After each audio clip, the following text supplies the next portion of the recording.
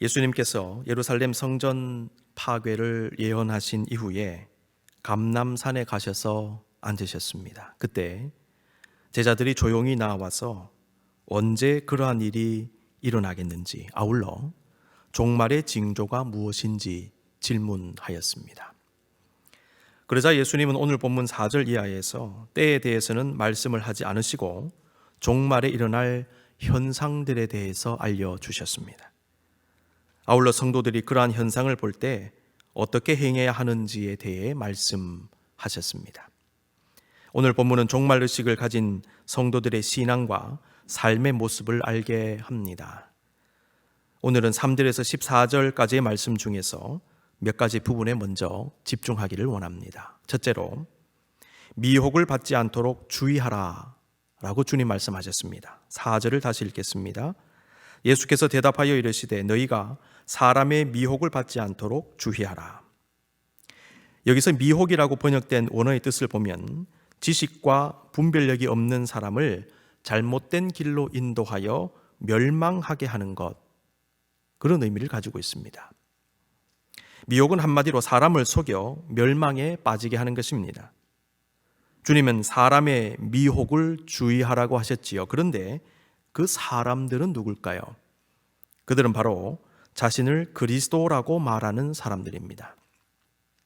5절입니다. 많은 사람이 내 이름으로 와서 이르되 나는 그리스도라 하여 많은 사람을 미혹하리라.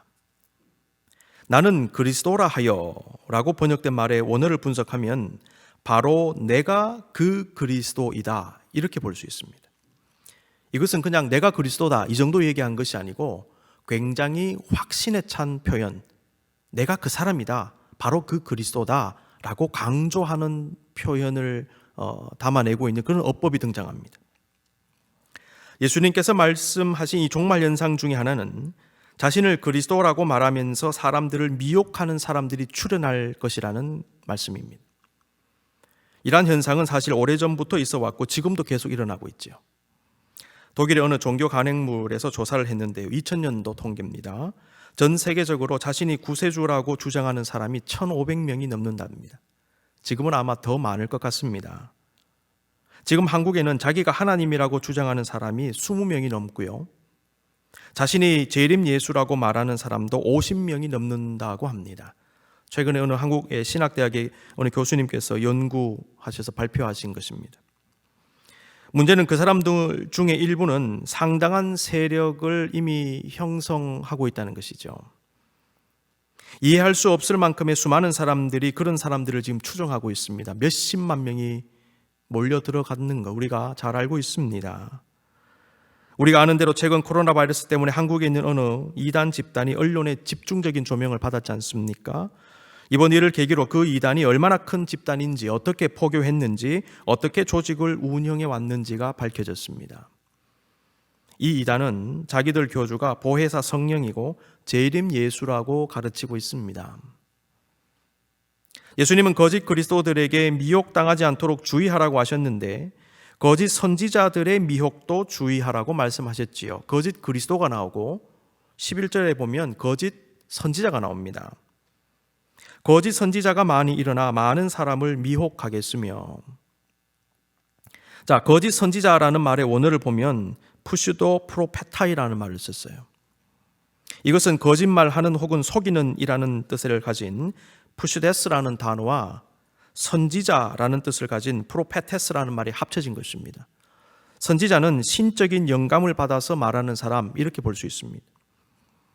거짓 선지자라는 단어를 풀어서 이해하면 영적이거나 종교적인 것을 말하는데 거짓된 것을 속여 말하는 사람, 이렇게 볼 수 있습니다. 그런데 거짓 그리스도라고 주장하는 사람들은 거짓 선지자이죠. 그런데 거짓 선지자는 그리스도라고 주장하는 사람들 외에 또 다른 형태의 거짓 선지자들이 있음을 보게 됩니다. 성경은 거짓 선지자들의 다양한 특징적인 모습들을 보여주고 있는데요. 몇 가지만 제가 소개하겠습니다. 첫째로 이들의 대표적인 특징은 자신이 하나님의 부르심과 보내심을 받지 않았고 또 하나님의 영감이나 말씀을 받지 않았는데도 받았다라고 말하는 사람들입니다. 그리고 엉뚱한 것, 거짓된 것을 선포합니다. 예레미야서 14장 14절 15절 보시면 여호와께서 내게 이르시되 선지자들이 내 이름으로 거짓 예언을 하도다. 누구 이름으로? 하나님 이름으로. 근데 예언은 거짓 예언을 한다는 거예요. 나는 그들을 보내지 아니하였고 그들의 명령하거나 이르지 아니하였거늘. 하나님의 보냄을 받은 사람이 아니라는 것이죠. 그들이 거짓 계시와 점술과 헛된 것과 자기 마음의 거짓으로 너희에게 예언하는도다.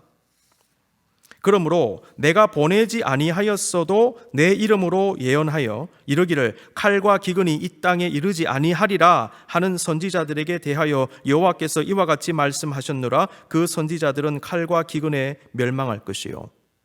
예레미야 시대 때 예레미야는 멸망을 선포했지요.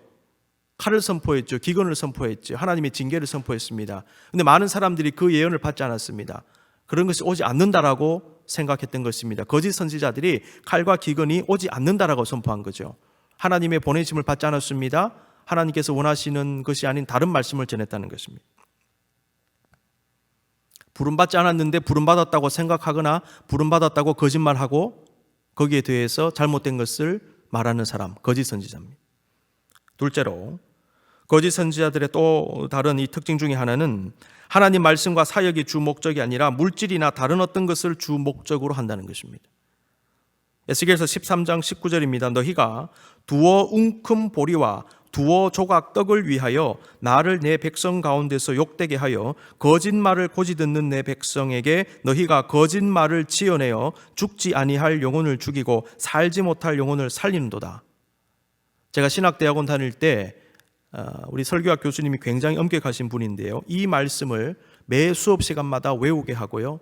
무기명으로 이렇게 임의대로 사람을 이름을 불러서 이렇게 세워서 이 말씀을 외우게 했습니다. 못 외우면 감점시켰습니다. 그래서 제가 이 말씀을 잘 알고 있습니다. 거짓 선지자는 소명에 바탕을 둔 사명을 추구하고 하나님의 말씀과 사역을 목적으로 하는 것이 아니라 자신을 위한 다른 어떤 것을 목적으로 삼는다는 거죠. 두어 웅큼 보리와 두어 조각 떡을 위하여 거짓을 선포합니다. 그리고 거짓된 것을 선포하면서 사람들을 미혹한다라는 것입니다. 사역자가 사례비를 받는 것, 사례를 받는 것은 하나님께서 정하신 것입니다. 성경적인 것입니다. 그런데 주객이 바뀌면 안 된다는 것이죠. 그 사례가 목적이 아니고 하나님의 말씀이 목적이고 사역이 목적이어야 되는데 거짓 선지자는 물질이나 명예나 권세나 다른 어떤 것들, 어떤 사회적 지위나 이런 것들이 목적이 되고 사역은 뒷전이 된다는 것이죠. 이게 거짓 선지자들의 특징이라는 것입니다. 세 번째, 이단 사이비 교리와 말씀과 복음을 왜곡하여 전하는 사람. 이단 교리를 가르치는 사람, 말씀을 왜곡하는 사람, 이 사람들도 거짓 선지자라고 얘기하고 있습니다. 사도 바울은 당시 만연했던 이단 사상을 경고하면서 거짓 교사들이 복음과 또 하나님 말씀을 왜곡하여 가르쳤다, 이렇게 말씀하고 있습니다. 갈라디아서 1장 6절 7절입니다. 그리스도의 은혜로 너희를 부르신 이를 이같이 속기 떠나 다른 복음을 따르는 것을 내가 이상하게 여기노라. 다른 복음. 7절, 다른 복음은 없나니 다만 어떤 사람들이 너희를 교란하여 그리스도의 복음을 변하게 하려 함이라. 말씀의 본질을 왜곡시켜서 전하는 것이죠. 이단들이 이렇게 하지 않습니까? 그런데요, 어떤 주석 연구를 보면 오늘 본문에 기록된 거짓 선지자를 조금 다른 각도에서 해석하고 있음을 보게 됩니다. 거짓 선지자는 위에서 언급했듯이 거짓 예언을 하거나 이단 사상을 퍼뜨리는 사람을 말하지만은 또 다른 해석에 따르면 이단이 아닌 기성 종교 지도자들도 거짓 선지자가 될 수 있다고 보고 있습니다. 비록 이단 사상을 가르치지는 않는다 하더라도 만약 그들이 죄에 지속적으로 연루되고 타락함으로 예수님의 가르침을 쫓아가는 삶을 살지 않는다면 그들 역시 거짓 선지자가 될 수 있다라고 해석한다는 것이죠. 왜냐하면 자신은 큰 죄를 저지르고 있으면서도 말씀은 그 반대의 말씀을 전하고 있기 때문에 결국은 거짓말하는 것 아닙니까? 그렇기 때문에 거짓 선지자 아니냐는 것이죠. 그래서 본문에 기록된 이 거짓 선지자라는 개념이 굉장히 포괄적이라는 사실을 알 수 있습니다. 이 부분에 있어서는 신학적 논쟁을 할 수 있겠습니다. 그럼에도 이러한 해석이 설득력이 있다고 볼 수 있는 이유는 그 다음에 나오는 불법이 성함으로라는 예수님의 말씀 때문입니다. 11절과 12절입니다. 거짓 선지자가 많이 일어나 많은 사람을 미혹하겠으며 그 다음에 불법이 성함으로. 12절을 국문으로 보면요, 불법의 주체가 불분명해요. 그냥 불법이 성하여 일어나는 것으로 이해할 수도 있겠습니다. 그런데 원문을 중심으로 보면 불법의 주체가 거짓 선지자임을 알게 됩니다. 불법이 거짓 선지자로 말미암아 일어난다, 이렇게 볼 수 있다는 것이죠. 그래서 본문에 기록된 이 불법이라는 표현도 상당히 포괄적입니다.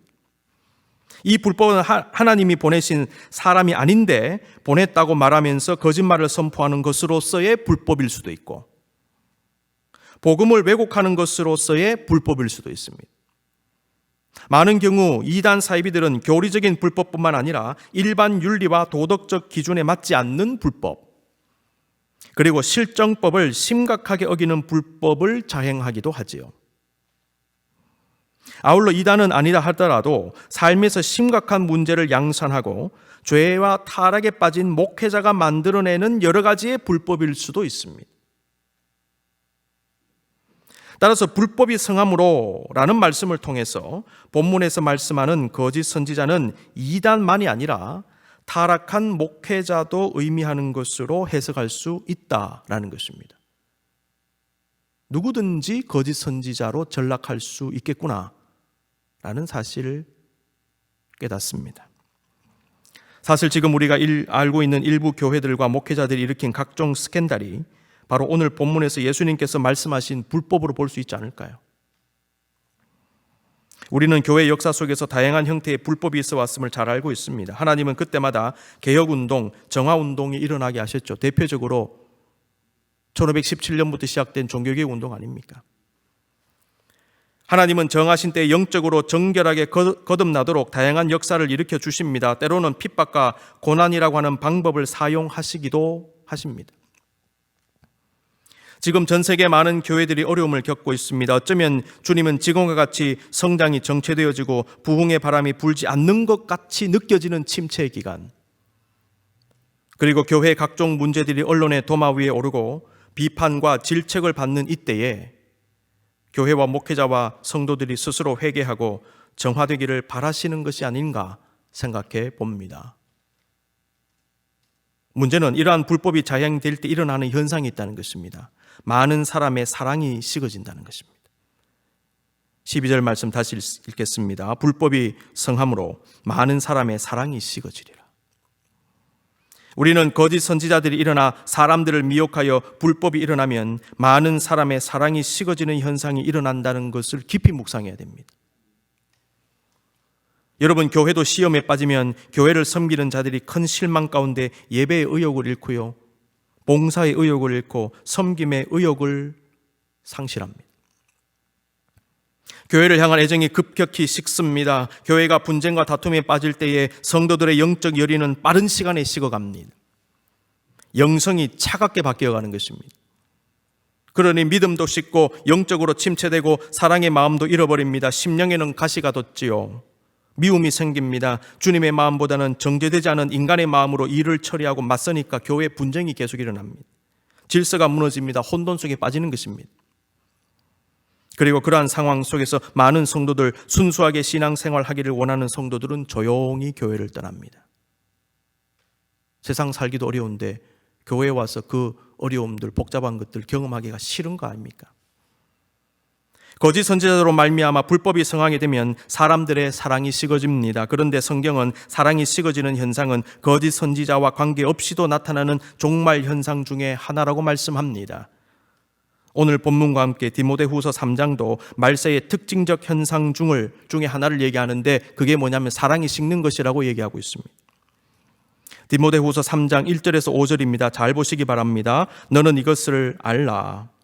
말세에 고통하는 때가 이르러 사람들이 자기를 사랑하며 돈을 사랑하며 자랑하며 교만하며 비방하며 부모를 거역하며 감사하지 아니하며 거룩하지 아니하며 무정하며 원통함을 풀지 아니하며 모함하며 절제하지 못하며 사나우며 선한 것을 좋아하지 아니하며 배신하며 조급하며 자만하며 쾌락을 사랑하기를 하나님 사랑하는 것보다 더하며 경건의 모양은 있으나 경건의 능력은 부인하는 자니 이 같은 자들에게서 내가 돌아서라. 이것이 종말 현상이라는 것입니다. 사도 바울은 말세에 사람들이 나타내는 부정적인 모습에 집중하고 있지요. 종말에 이를수록 사람들은 분명히 무엇을 사랑하기는 한다라고 말씀합니다. 그러나 그 사랑은 하나님과 사람을 향한 사랑이 아닙니다. 자기만 사랑하는 이기적 사랑, 자기 중심적 사랑입니다. 그래서 자기를 사랑하며 라고 말씀합니다. 왜곡된 사랑입니다. 그들은 오직 자기 자신만 생각하기 때문에 하나님도 안중에 없습니다. 부모와 가족도 안중에 없습니다. 이웃도 안중에 없습니다. 그래서 바울은 부모를 거역하며 라고 말하고 있습니다. 사람을 향해서는 무정하며 원통함을 풀지 아니하며 모함하며 절제하지 못하며 사나우며 배신하며 라고 말합니다. 결국 참된 사랑을 잃어버렸다는 것이죠. 마음의 사랑을 잃어버린 그들은 자랑하고 교만하며 비방합니다. 아울러 선한 것을 좋아하지 않는다고 말씀합니다. 참된 사랑을 잃어버린 그들은 하나님보다 돈을 더 사랑하며 쾌락을 더 사랑합니다. 한마디로 물질주의와 쾌락주의에 빠진다는 것이죠.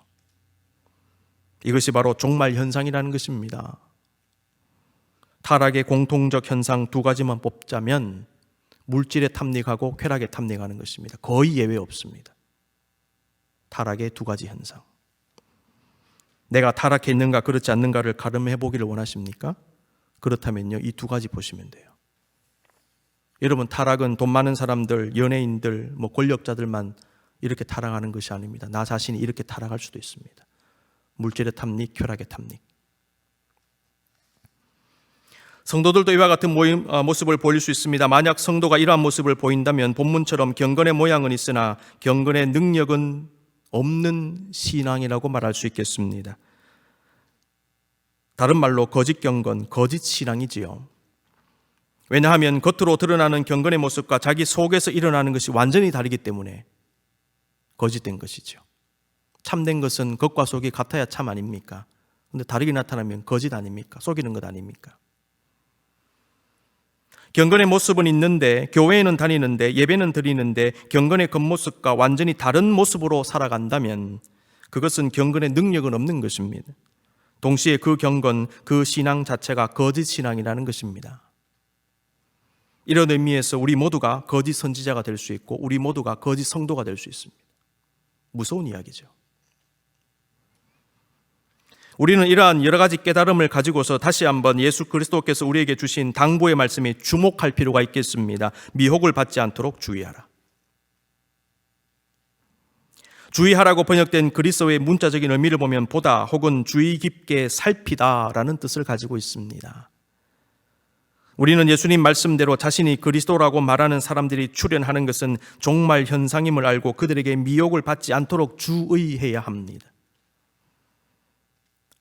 오늘 본문 23절, 26절에도 동일한 말씀 예수님께서 하셨습니다. 그때의 사람이 너희에게 말하되 보라 그리스도가 여기 있다 혹은 저기 있다 하여도 믿지 말라. 그러면 사람들이 너희에게 말하되 보라 그리스도가 광야에 있다 하여도 나가지 말고 보라 골방에 있다 하여도 믿지 말라. 광야에서 자기의 몸을 해하면서 엄청난 고행을 하면서 마치 대단한 선지자처럼 행한다 할지라도 나가지 마라 라는 것이죠.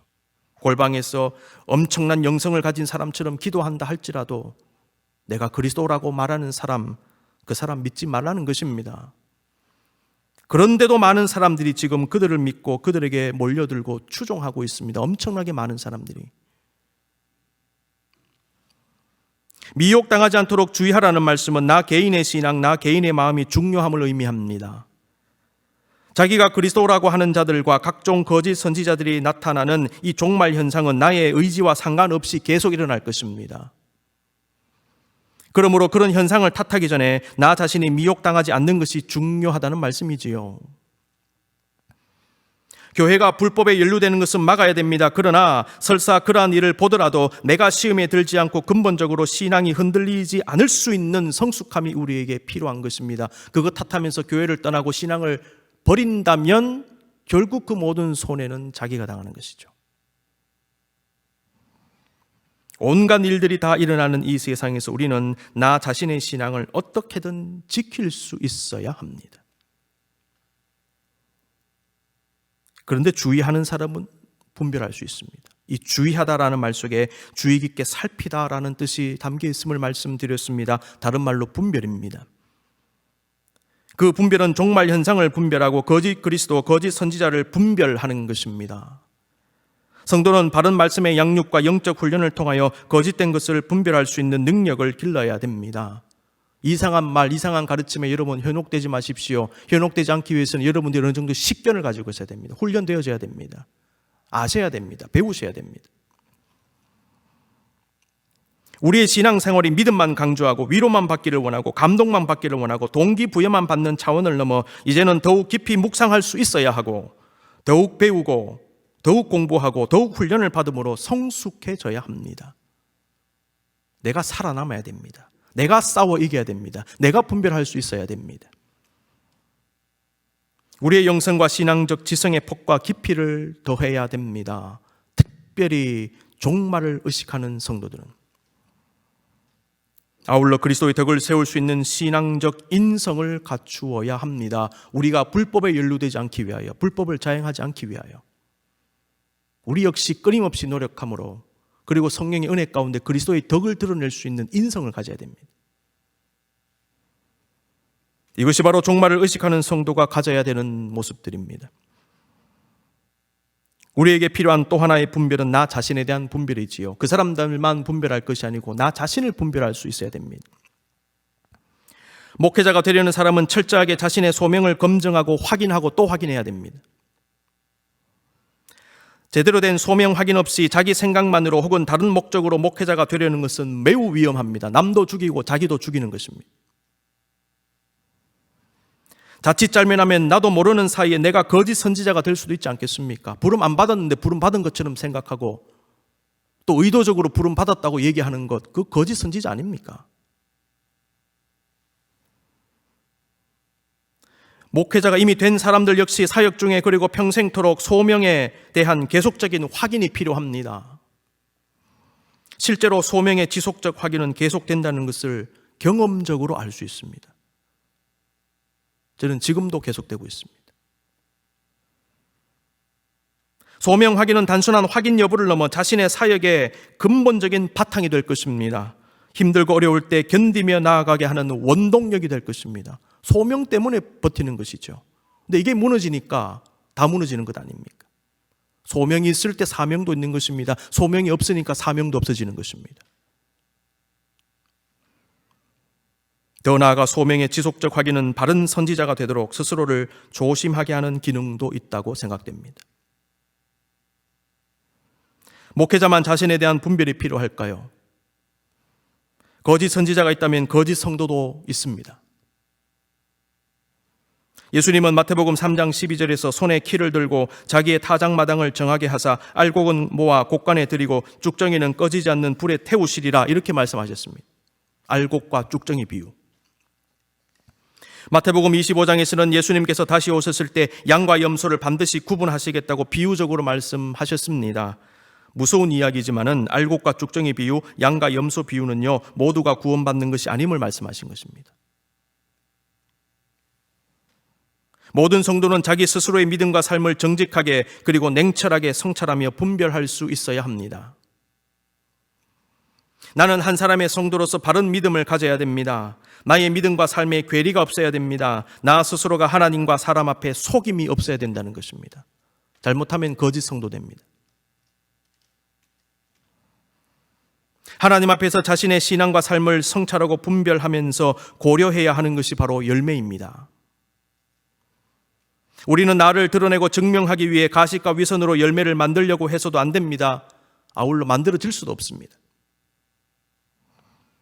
건강한 나무는 그 나무가 맺어야 할 열매를 자연스럽게 맺을 수밖에 없습니다. 건강한 나무는. 아울러 심은 것을 맺을 수밖에 없습니다. 선을 심으면 선이 나고 악을 심으면 악이 나는 것입니다. 콩 심은 데 콩 나고 팥 심은 데 팥 난다고 하는 우리 옛 속담의 핵심은 사실 예수님 말씀에 녹아 있습니다.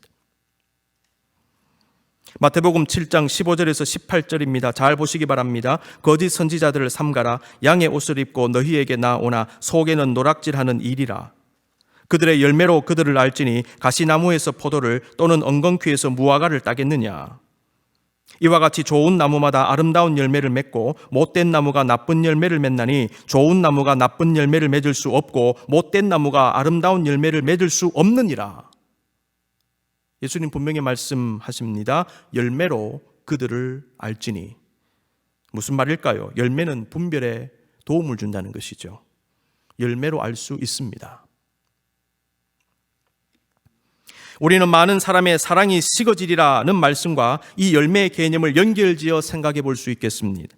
종말에는 사람들의 사랑이 식어지는데 만약 우리가 사랑이 식어지지 않는다면, 다시 말해서 여전히 가져야 할 사랑을 품고 그 사랑을 드러낸다면 그것은 가장 중요한 열매 중에 하나가 될 것이다 라는 말씀이죠. 그 참된 사랑의 열매는 우리의 신앙과 성도됨을 드러내는 것이 될 수 있습니다. 그러므로 열매는 나의 현재 영적 상태를 알려주는 사인이 될 것입니다. 오늘 본문은 사랑이 식어지리라고 했는데 사랑이 식어지는 현상은 우리의 영적 실존을 알려주는 것이 될 수 있다는 것이에요. 만약 여러분의 마음이 사랑이 식어진다면 이것은 여러분의 영적 상태를 알려주는 일종의 징표가 된다는 것입니다. 여러분, 영적인 경고는 외부에서도 주어질 것입니다. 성경을 통해 주어집니다. 설교를 통해 주어집니다. 또 어떤 상황을 통해 우리는 주님께서 주시는 다양한 경고와 사인을 받습니다. 그와 함께 나 스스로가 나 자신에게 사인을 보낼 때가 있습니다. 그런데 많은 사람들이 이걸 인지하지 못하고 있습니다. 나의 마음 상태가, 나의 생각이, 나의 영적인 상황이, 나의 신앙생활이, 나의 삶 자체가 나에게 사인을 보낸다는 것입니다. 내가 나한테 사인을 보내는 거예요. 우리는 그것을 민감하게 캐치할 수 있어야 됩니다. 그래서 나 자신을 깊이 돌아보고 성찰해야 됩니다. 점검하는 것이 중요합니다. 여러분 잘 모르겠으면 상담을 요청하십시오. 마음의 생각과 내면의 상태를 내어놓고 상담을 받으십시오. 그러면 완전하게는 아니지만 상당 부분 진단이 될 것입니다. 왜 이런 현상이 일어나는지, 뭐가 문제인지. 질병이 드러내는 증상을 진단할 때 그 질병을 확인할 수 있습니다. 그래서 증상을 의사한테 잘 얘기하는 게 중요합니다. 그 질병의 증상은 질병을 규명해 줍니다. 마찬가지로 자신의 내면의 현상, 자신의 생각, 판단, 결정, 각종 행동 양식들을 내어놓고 영적인 그리고 목회적인 진단을 받으면 그것들이 무엇을 의미하는 사인인지, 문제가 무엇인지를 어느 정도 파악할 수 있을 것입니다. 여러분은 지금 여러분 스스로가 알게 모르게 어떤 사인을 스스로 드러내고 있음을 한번 생각해 보실 수 있기를 바랍니다. 여러분 스스로가 여러분의 현재 영적 상태를 나타내 보여줄 것입니다. 특히 여러분은 지금 어떤 열매를 맺고 있는지 살펴보십시오. 이것이 여러분을 분별하는 데 도움이 될 것입니다. 주의해야 되죠. 분별해야 되죠. 남을 분별해야 됩니다. 거짓 선지자를 분별해야 됩니다. 나 자신을 분별해야 됩니다. 분별에 도움을 주는 것, 열매와 사인들입니다. 미혹을 받지 않도록 주의하는 사람은 마지막으로 자신을 지키기 위해 노력합니다. 주의하는 사람은 지키기 위해 노력합니다. 성도는 누구나 정신을 차리지 않으면 어느 순간 미혹당할 것입니다. 어느 순간 타락할 수 있음을 주의해야 됩니다. 순간적으로 확 뒤집어질 수 있다는 것을 아셔야 돼요. 그래서 주님은 시험에 들지 않게 깨어 기도하라 말씀하셨습니다.